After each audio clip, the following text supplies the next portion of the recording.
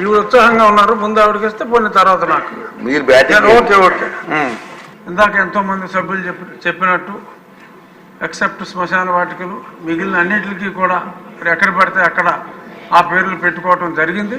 నేను దీని మీద చాలాసార్లు కేంద్ర ప్రభుత్వానికి కూడా లేఖలు రాసినందువల్ల ఈ డిజిటల్ ట్రాన్సాక్షన్ చేయకుండా మొత్తం ఓన్లీ క్యాష్ అని చెప్పి చివరిలో 15 రోజుల ముందు ఎలక్షన్లు అనగా డిజిటల్ పేమెంట్లు పెడతాం. సో దానికి ముందు చాలా ఒక పక్క ప్రధానమంత్రి గారు డిజిటల్ పేమెంట్ డిజిటల్ ఇండియా అని అంటూ ఉంటే పెద్దలు నారా చంద్రబాబు నాయుడు గారు కూడా డిజిటల్ ఎకానమీకి ముందు నుంచి ఆయన మాట్లాడుతూ ఉంటే ఇక్కడ 98,000 కోట్ల ట్రాన్సాక్షను కేవలం క్యాష్గా నడిపించడం అనేది చాలా పెద్ద కుంభకోణం అని చెప్పి మనం తప్పకుండా చెప్పుకోవాలి. మరి దీనికి పెద్దలు గౌరవనీయులైన ముఖ్యమంత్రి గారు చెప్పినట్టు మరి ఎంక్వైరీ అయితే జరగాలి. రాజకీయాలకి దీనికి సంబంధం లేదు. ఒక ప్రభుత్వంలో మరి తప్పులు జరుగుంటే తప్పనిసరిగా దాని మీద విచారణ జరగాలి. ఈ నాన్ డ్యూటీ పెయిడ్ లిక్కర్ అనేది కూడా ప్యారలల్గా ఒక అంచనా ప్రకారం అయితే కనీసం ఇక్కడ జరిగిన సేల్లో ఒక 30% నాన్ డ్యూటీ పెయిడ్ లిక్కర్ వచ్చి సేల్ జరిగిందని చెప్పి చాలామంది అంచనా. ఆ ట్రేడ్లో అంతకుముందు ఉన్నవాళ్ళు చెప్పే అంచనా ప్రకారం ఒకసారి క్యాష్ వచ్చిన తర్వాత డ్యూటీ పెయిడ్ సపరేట్గా నాన్ డ్యూటీ పెయిడ్ సపరేట్గా విభజించి రైల్వే ట్రాన్స్పోర్ట్ ఆఫీసర్ గారు విభజించేవారని చెప్పి చెప్పుకోవటం విన్నాం. అది ఎంతవరకు నిజం అనేది కూడా మరి చూడాలి. అలాగే గతంలో కొన్ని శాంపుల్స్ని నేను కూడా పరీక్ష చేస్తే చాలా ఇంప్యూరిటీసు ఇప్పుడు 54% కిడ్నీ డిసీజెస్, 53% లివర్లు కొట్టేసినాయి. అంటే చాలామందికి అందులో ఉన్న అంటే మినిమం 4 days స్టోరేజ్ అనేది ఉండాలి. అది లేకుండా ఎప్పుడు ఒక డబ్బే కాదు మరి ఇంతమంది ఆరోగ్యానికి నిజంగా ఆ లిక్కరే ఇంతమంది మృత్యువుకి కారణమైతే, ఇంతమంది మహిళల మీద దాడికి కారణమైతే దాని మీద కూడా తప్పనిసరిగా చర్యలు తీసుకోవాల్సిన అవసరం కూడా ఎంతైనా ఉంది.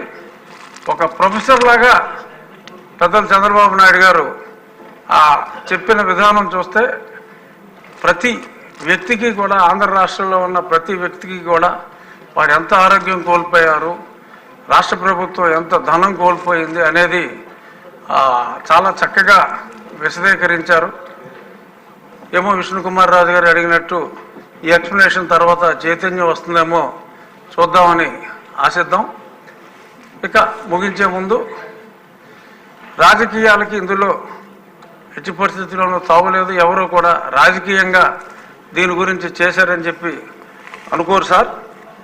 మీరు ఎటువంటి అనుమానాలు లేకుండా తప్పు చేసిన వాళ్ళని శిక్షించే దిశగా తమరు ముందుకెళ్లాలని చెప్పి మనస్ఫూర్తిగా కోరుకుంటూ ఈ అవకాశం ఇచ్చినందుకు స్పీకర్ గారికి ధన్యవాదాలు తెలియజేసుకుంటాను. నా ఎక్స్పీరియన్స్ చెప్తాను.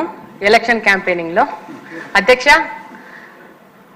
మేము ఎలక్షన్ క్యాంపెయినింగ్ చేస్తుంటే చాలామంది మగవాళ్ళు దాదాపు 11-12 గంటలకే వింతగా ప్రవర్తిస్తూ క్యాంపెయినింగ్లో అడ్డం వచ్చేవాళ్ళు. మేమందరం తమాషాగా అనుకునే వాళ్ళం జే ట్యాక్స్ కట్టారు, ఇప్పుడే జే ట్యాక్స్ కట్టొచ్చేసాడని చెప్పేసి. ఈ క్రమంలో క్యాంపెయినింగ్లో వెళ్తుంటే ఒక మహిళను కలవడం జరిగింది. అమ్మ తెలుగుదేశం పార్టీకి ఓటేయండి అని చెప్పేసి మేము వాళ్ళకి విజ్ఞప్తి చేసుకుంటే, తెలుగుదేశం పార్టీకి కాకపోతే దేనికి వేస్తానమ్మా అని చెప్పింది.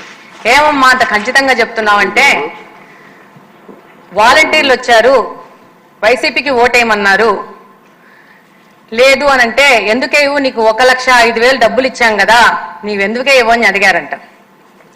నా 1,05,000 సంగతి బానే ఉంది, మా ఆయన రోజుకి 300 రూపాయలు తాగుతాడు అంటే నెలకు 9,000 రూపాయలు, సంవత్సరానికి దాదాపు 1,00,000 రూపాయలు, 5 సంవత్సరాలకి నేను 5 లక్షలు కట్టాను, 1,05,000 రూపాయలు తీసేస్తే బ్యాలెన్స్ నాకు 4,95,000 రూపాయలు ఎవరు కడతారు అని అడగడం జరిగింది. అధ్యక్ష, ఇంకొక విషయం ఏంటంటే, ఇందాకనే ముఖ్యమంత్రి గారు చెప్పినట్టు రీహాబిటేషన్ సెంటర్స్ గురించి దాదాపు మాకు కడపలో ఒకసారి వరదలు వచ్చినాయి. వరద కాలనీ అనేసి చంద్రబాబు నాయుడు గారే కడప వాసులకి స్థలాలు ఇచ్చి అక్కడ ఇల్లులు కట్టుకోవడం జరిగింది. Below middle class, below poverty line ఉన్న వాళ్ళు ఉంటారు. దాదాపు నేను ఎలక్షన్స్లో తిరుగుతూ ఉంటే 10, 15, 20 ఇండ్లకు గాను గ్రిల్ వేసేసి చిప్స్ షాపులు ఉండేటివి. చిప్స్ షాపులకి ఏంటి గ్రిల్లు వేసి ఉన్నాయని చెప్పేసి దాదాపు 1-2 రోజుల తర్వాత నేను నా పక్కనున్న సహచర నాయకులను అడగడం జరిగింది. వాళ్ళు ఏమన్నారంటే అవి బెల్ట్ షాపులు అని చెప్పి. అప్పుడు నేను అడిగాను, బెల్ట్ షాపులు అంటే ఏంటంటే ఒక టైం అయిపోయినాక ఈ లిక్కర్ అవైలబిలిటీ ఉండదు, పోలీసు వాళ్ళు రైడ్ చేస్తారు కాబట్టి ఈ చిప్స్ షాపులు కింద ఈ యొక్క లిక్కర్ని సప్లై చేస్తున్నారు అని చెప్పి. అదే క్రమంలో ముందుకెళ్తుంటే ఒక మహిళ చెప్పింది, అమ్మ మాకు ఏమీ వద్దు, ఈ లిక్కర్ షాపును బెల్ట్ షాపులను బంద్ చేయండి అంటే. ఏమ్మా అంటే నా భర్త అడిక్ట్ అయిపోయాడు, ఇప్పటికి 3 సార్లు అడిక్షన్ సెంటర్లో చేర్పించడం జరిగింది, కానీ ఇప్పుడు నేను రిమ్స్కి వెళ్తుంటే నా భర్తను చేర్పించుకోవట్లేదంటే. ఏమంటే బాగా దారిద్ర్య రేఖను దిగున ఉన్న వాళ్ళు, వాళ్ళకి పిల్లల్ని చూసుకోవడానికి ఇంట్లో ఎవరు ఉండరు కాబట్టి వాళ్ళని భర్తతో పాటు మా పిల్లల్ని కూడా తీసుకెళ్లి హాస్పిటల్లో ఉండడంతో హాస్పిటల్ వాళ్ళు ఆ పేషెంట్ని అడ్మిట్ చేసుకోవడానికి రిఫ్యూజ్ చేస్తున్నారు. ఎందుకంటే పిల్లలు కుటుంబం మొత్తం పోయి హాస్పిటల్లో ఉండాల్సిన పరిస్థితి వస్తూ ఉందని చెప్పేసి. ఇది కడప నియోజకవర్గంలో దాదాపు శివారు ప్రాంతాలలో ఉన్న కాలనీల పరిస్థితి. తప్పకుండా ముఖ్యమంత్రి గారి దృష్టికి కూడా తీసుకెళ్తున్నాను.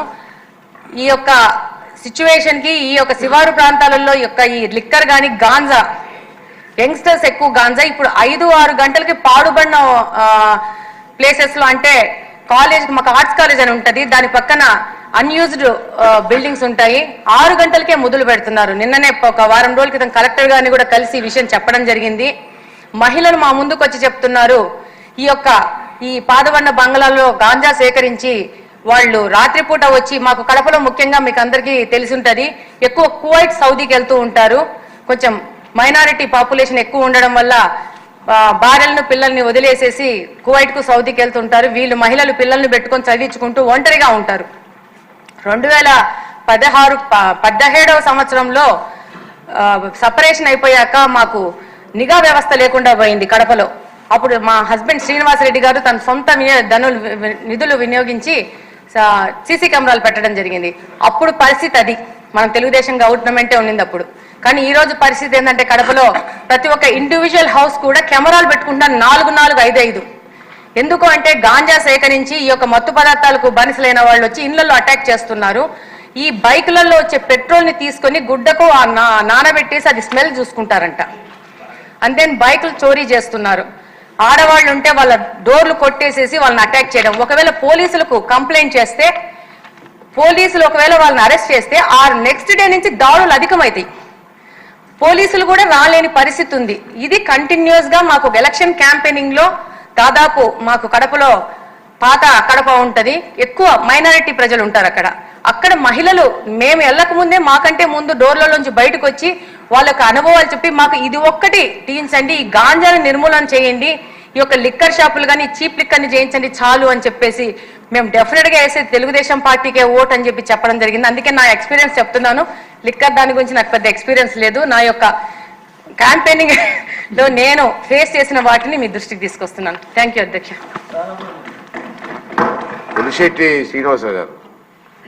ఇప్పుడు ఆపరేషన్ లేకుండానే మోకాళ్లకు ప్లాస్మా ట్రీట్మెంట్. మీ ఆర్థోపెటిక్ సమస్యలన్నిటికీ రోబోటిక్ టెక్నాలజీ ద్వారా తక్కువ ఖర్చుతో శాశ్వత పరిష్కారం. ఫ్రీ కన్సల్టేషన్, ప్రతి ట్రీట్మెంట్ పై 20% డిస్కౌంట్. ఈ ఆఫర్ కొద్ది రోజులు మాత్రమే. త్వరపడండి. V9 hospitals 9281465842.